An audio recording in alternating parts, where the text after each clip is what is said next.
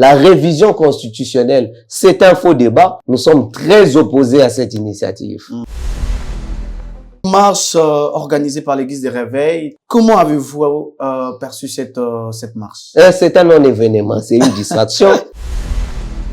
Le régime de M. Tshisekedi veut orchestrer un coup d'État constitutionnel et nous ne pouvons pas l'accepter. Monsieur Tshisekedi, après 835 jours, il devrait être considéré comme un sénateur à vie au même titre que Joseph Kabila Kabange.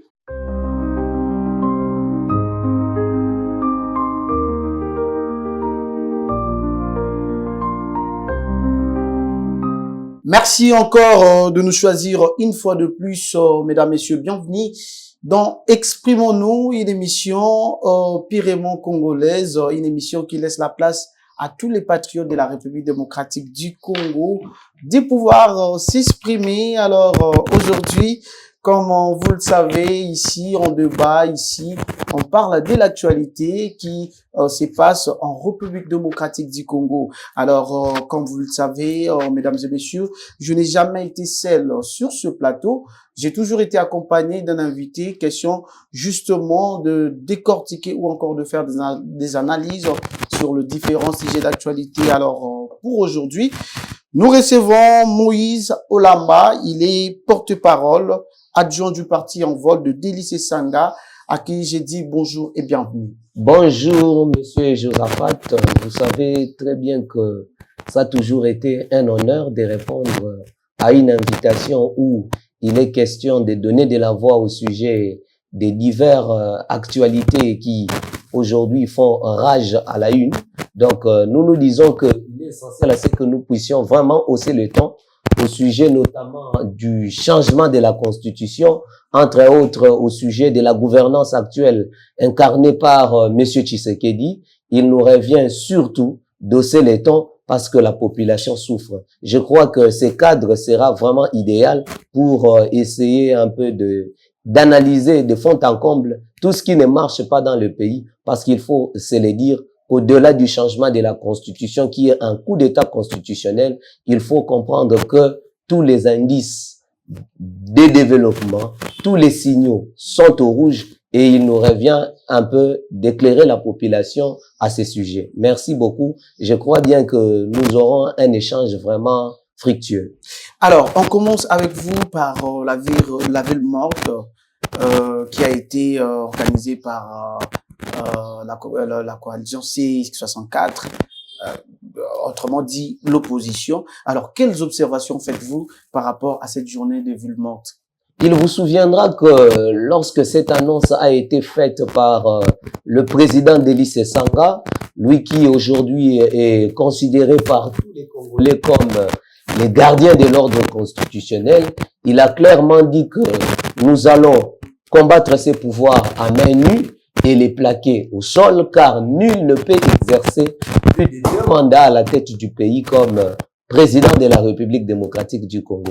Il y a eu annonce de la ville morte, mais curieusement, on a été surpris de constater que cet appel de ville morte, qui devrait se limiter rien que dans la ville-province de Kinshasa, a connu une forte adhésion, voire même de ceux qui sont à l'intérieur du pays.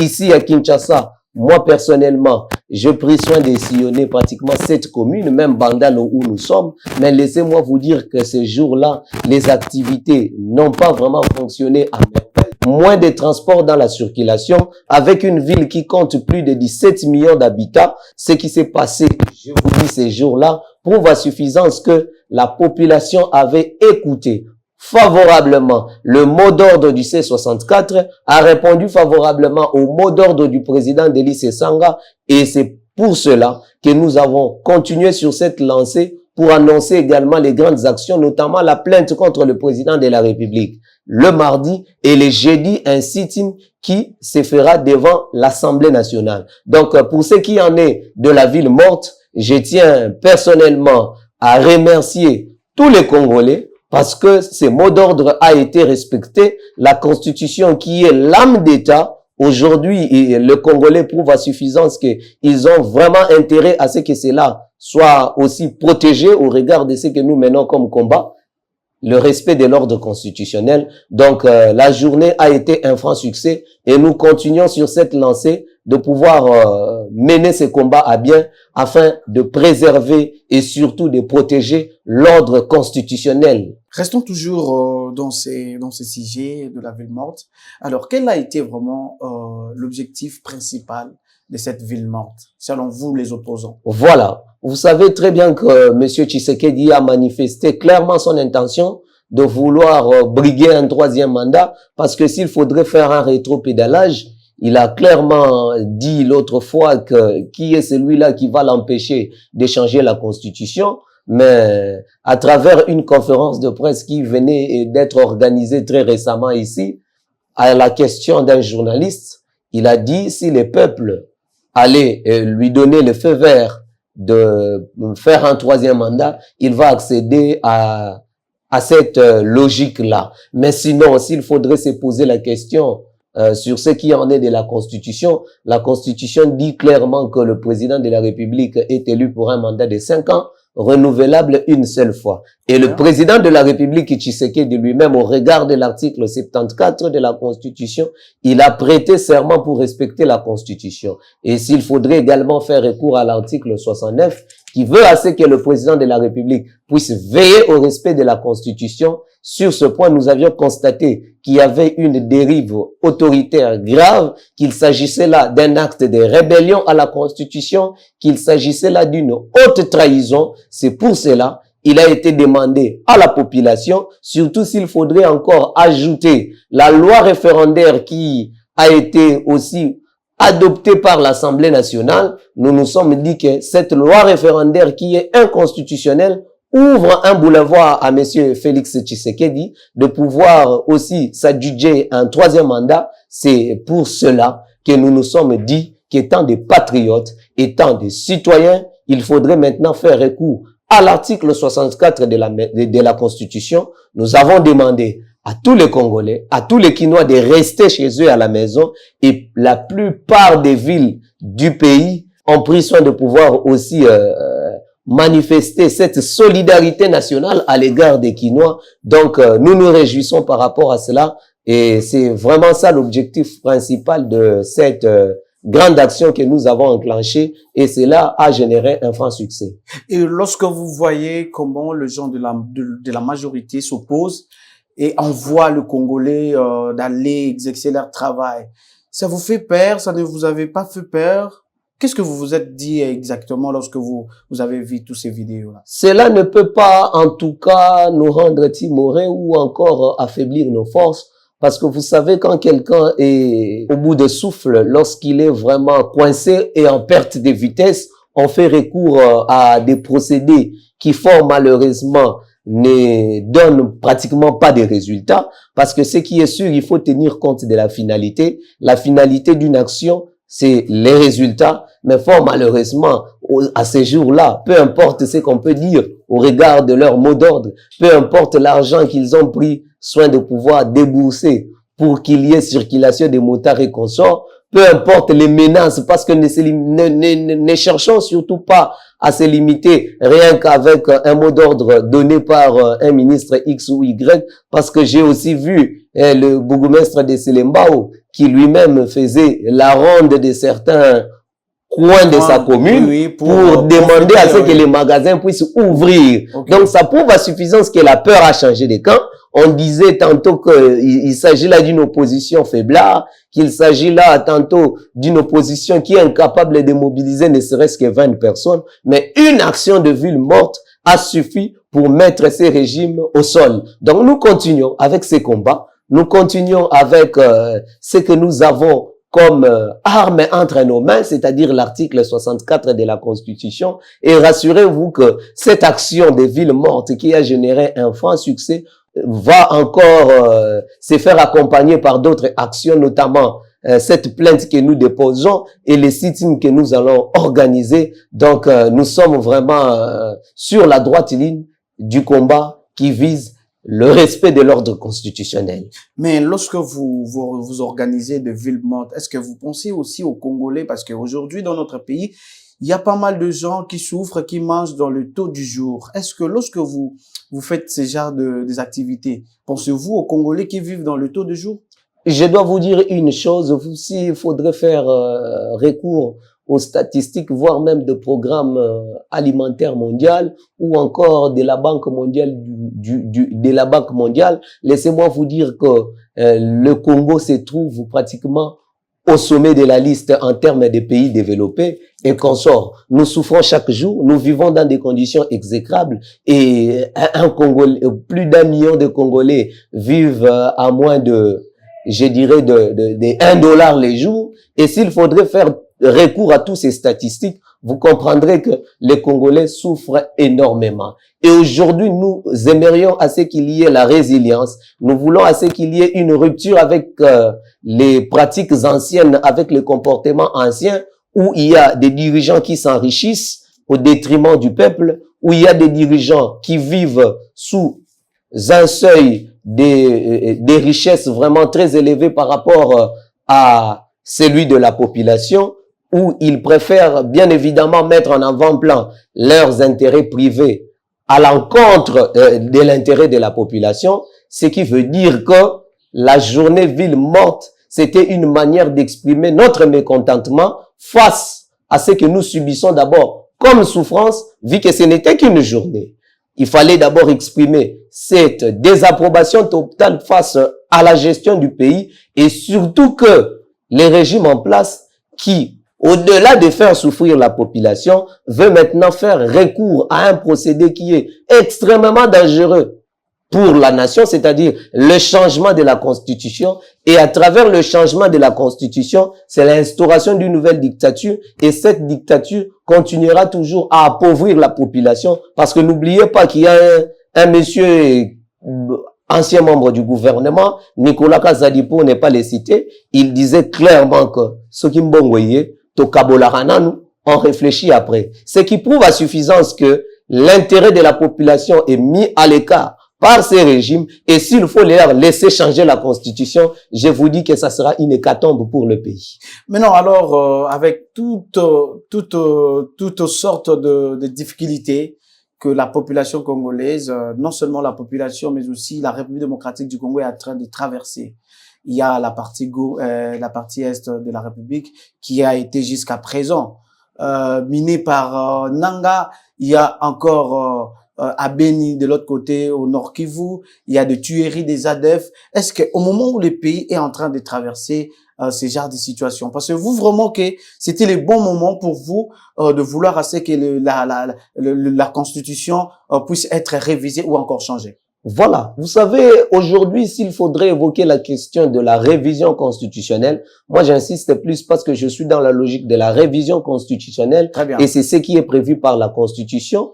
Et aujourd'hui, s'il faudrait parler de la révision constitutionnelle, à l'état où les pays se trouvent actuellement, il y a de quoi à s'inquiéter et se poser des questions si le régime de monsieur Tshisekedi n'ouvrirait pas la voie à la balkanisation du pays. Parce qu'aujourd'hui, nous avons des territoires qui sont sous occupation des forces étrangères, deux grandes provinces, allais-je dire, qui sont sous occupation des forces étrangères. Là, je cite le Nord Kivu et le Sud Kivu. Pire encore, vous verrez qu'il s'agit là des chefs-lieux, deux villes stratégiques du pays, entre autres Bukavu et Goma. Ça prouve à suffisance que les régimes en place s'investissent dans la logique de la balkanisation. Parce que s'il faudrait étudier de fond en comble l'article 219 de la Constitution, cet article est clair en disant que on ne peut surtout pas envisager la révision constitutionnelle si nous sommes pendant l'état de siège. Mais maintenant, nous sommes sous état de siège,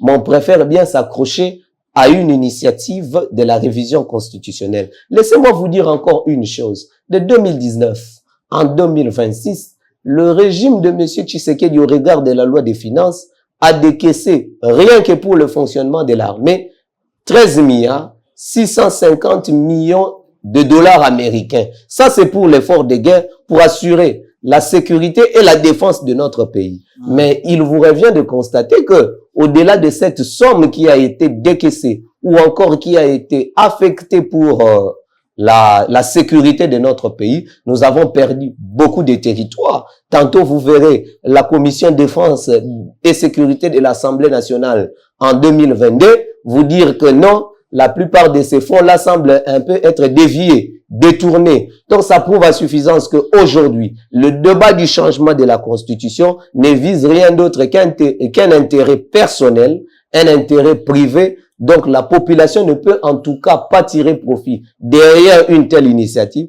Focalisons-nous sur l'essentiel. L'essentiel aujourd'hui, c'est la sécurité des Congolais. L'essentiel aujourd'hui est que les Congolais veulent à tout prix vivre dans des conditions décentes. L'essentiel aujourd'hui n'est pas surtout de faire venir, entre autres, les mercenaires qui viendront dans un pays qui est déjà à problème, parce qu'aujourd'hui, nous insistons plus que les Congolais veulent le changement. Les 6 axes prioritaires que le chef de l'État avait présentés lors de sa campagne électorale de 2023, je pensais que cela devrait être la leitmotiv du gouvernement, mais fort malheureusement, nous leur voyons plus s'engager sur une voie périlleuse du changement de la Constitution. Et rassurez-vous qu'il y a l'antidote. Et cet antidote, c'est l'article 64 de la Constitution que nous détenons entre nos mains pour pouvoir aussi s'opposer avec la plus grande fermeté à cette initiative de rébellion constitutionnelle.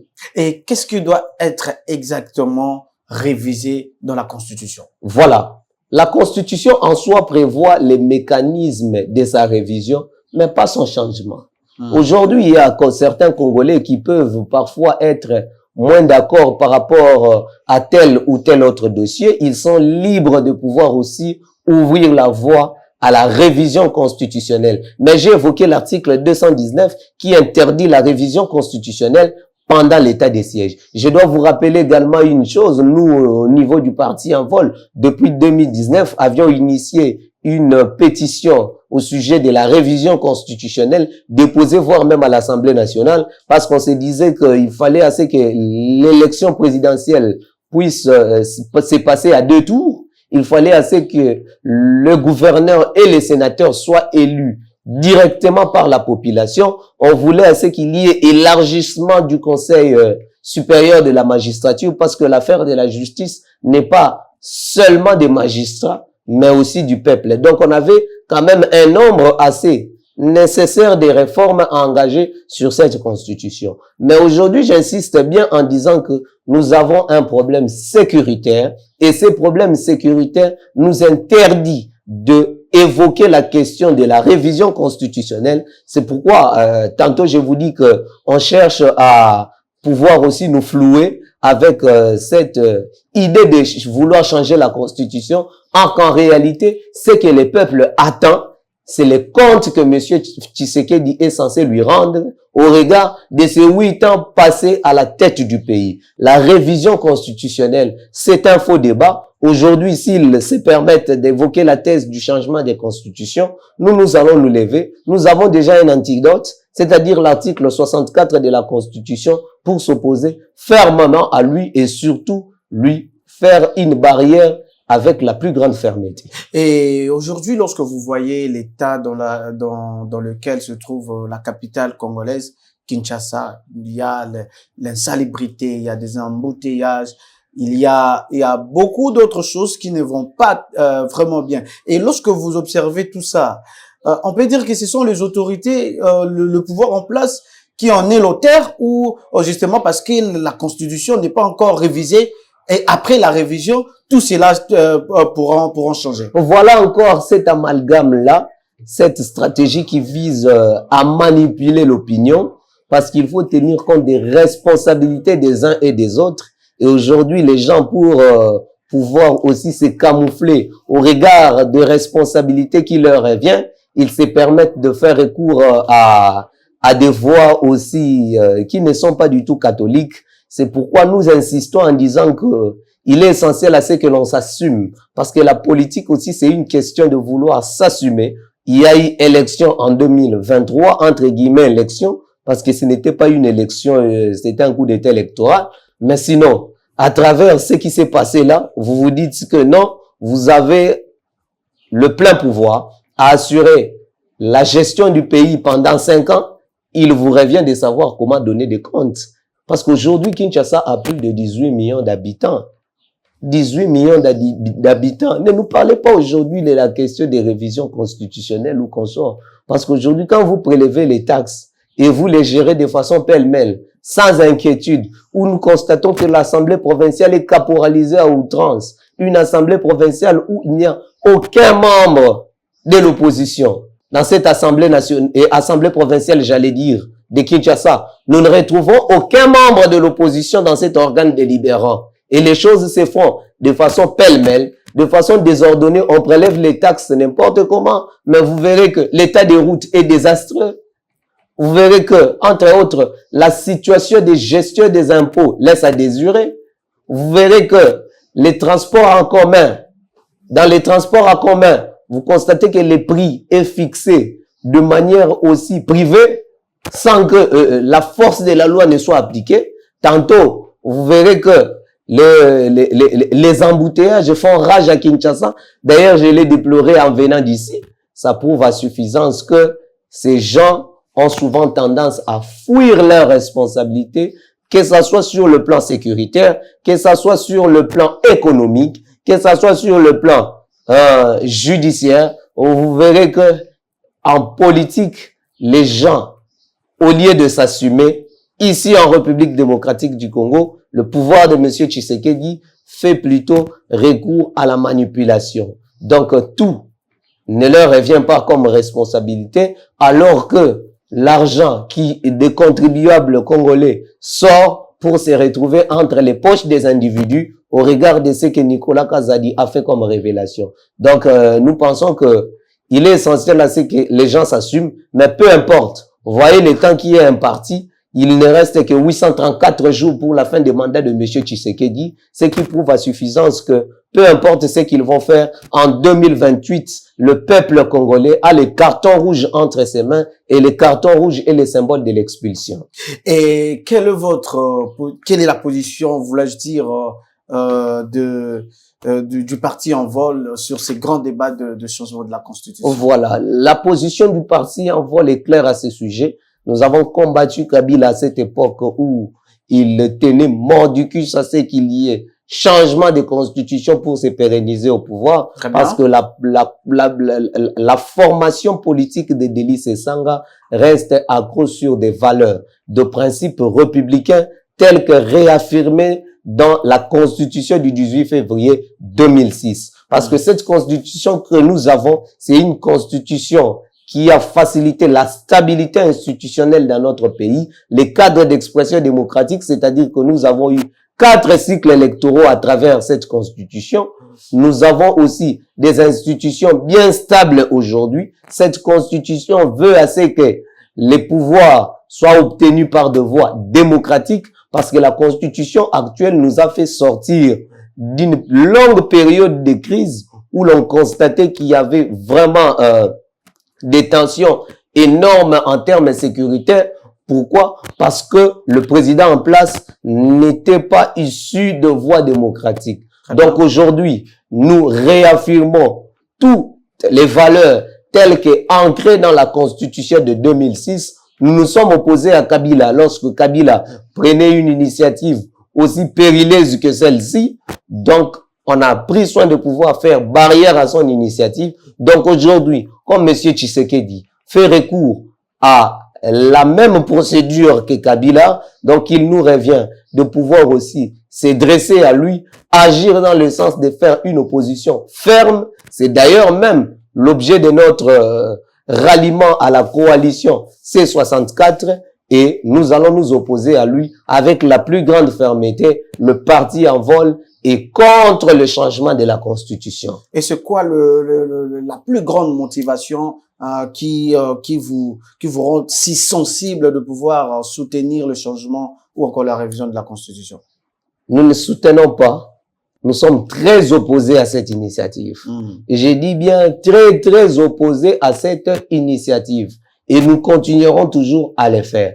Parce que la Constitution, je vous ai dit tantôt, l'article 70 dit clairement que le président est élu pour un mandat de 5 ans, renouvelable une seule fois. Je dois vous réaffirmer ici que Monsieur Tshisekedi, après 835 jours, il devrait être considéré comme un sénateur à vie au même titre que Joseph Kabila Kabange. Nous sommes les hommes de principe. Vous savez quoi? Il y a un célèbre penseur qui dit, dans la vie, changez vos feuilles, mais jamais les racines. C'est pour dire quoi? Nous restons focus sur les valeurs. Nous sommes les hommes de principe. Nous nous sommes opposés à Kabila. Cette constitution qui représente l'âme d'État, nous allons nous battre pour assurer sa protection. Et heureusement que cette constitution a été souple pour nous donner l'article 64 de la constitution.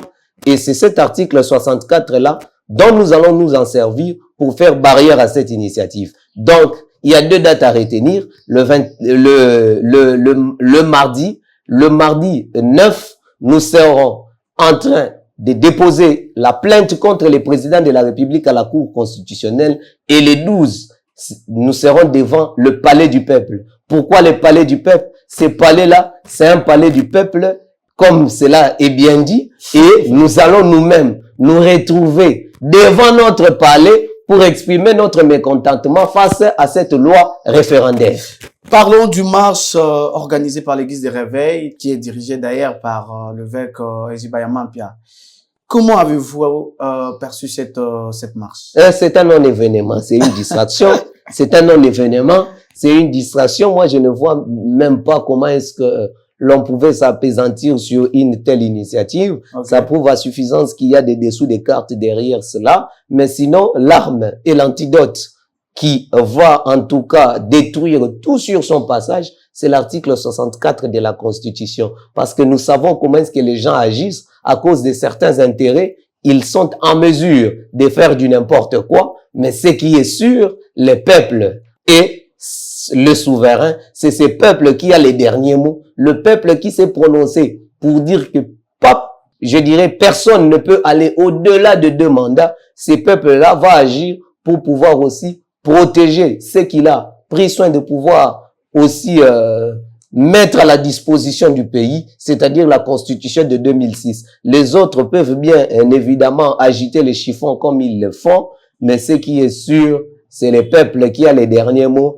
et le peuple porte les combats du C64. Et quel regard portez-vous sur l'implication des responsables religieux dans ces grands débats de la révision de la Constitution? On ne peut pas leur empêcher de parler. Ce sont des citoyens congolais. Très bien. Ce sont des citoyens. Ils sont libres de donner un avis au sujet de ce qui se passe actuellement dans le pays. Mais étant des hommes de Dieu, les hommes de Dieu sont censés agir dans l'intégrité. Ils sont censés utiliser des voies qui sont justes, des voies qui sont vraiment bénéfiques pour la nation. Mais aujourd'hui, si nous constatons que les hommes de Dieu, certains hommes de Dieu, agissent dans la dérive, ça prouve à suffisance que nous sommes vraiment à quelques jours du temps de la fin. Merci beaucoup. Alors, nous arrivons presque à la fin de cette émission. Qu'est-ce que le Congolais doit retenir de ces grands débats, surtout beaucoup plus la population, parce que ça touche directement à la population. Qu'est-ce que la population doit retenir face à concrètement par rapport à ces problèmes ou encore à ces grands débats de la révision de la Constitution? Le message à la population est celui-ci. Ne craignons pas. Lèvons-nous pour protéger la Constitution de 2006. Vous savez très bien que la Constitution est l'âme d'État. Et aujourd'hui, le régime de M. Tshisekedi veut orchestrer un coup d'État constitutionnel. Et nous ne pouvons pas l'accepter. Nous avons entre nos mains l'article 64 de la Constitution. Et le président Denis Sesanga avait donné un mot d'ordre pour que tous nous puissions barrer la route à M. Tshisekedi pour qu'il y ait ni changement, ni mission de droit divin, ni mission de droit ethnique, ni mission de droit tribal. Donc, dès aujourd'hui, apprenons à compter qu'il ne reste que 834 jours pour la fin du mandat de M. Tshisekedi. Élevons-nous dans ce combat du C64, dans ce combat du peuple, pour dire non au changement de la Constitution et non au 3e mandat de M. Tshisekedi. Voilà, quelques mots, quelques salutations, puisque nous sommes déjà à la fin.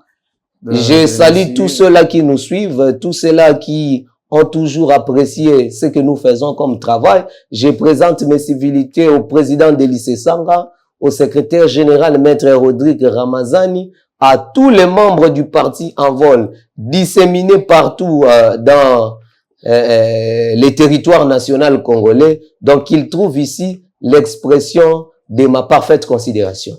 Ça n'est fini pour aujourd'hui, messieurs et dames. C'est ici que nous mettons un point final dans ces numéros. Laisse-moi dire un grand merci à Gloire Nzouzi qui a assuré la réalisation de cette émission, mais aussi un grand merci à notre DG, bien sûr, Charles Prince. En tout cas, merci beaucoup DG, son excellence, pour pour les opportunités que vous nous offrez. En tout cas, merci et on se retrouve à la prochaine occasion.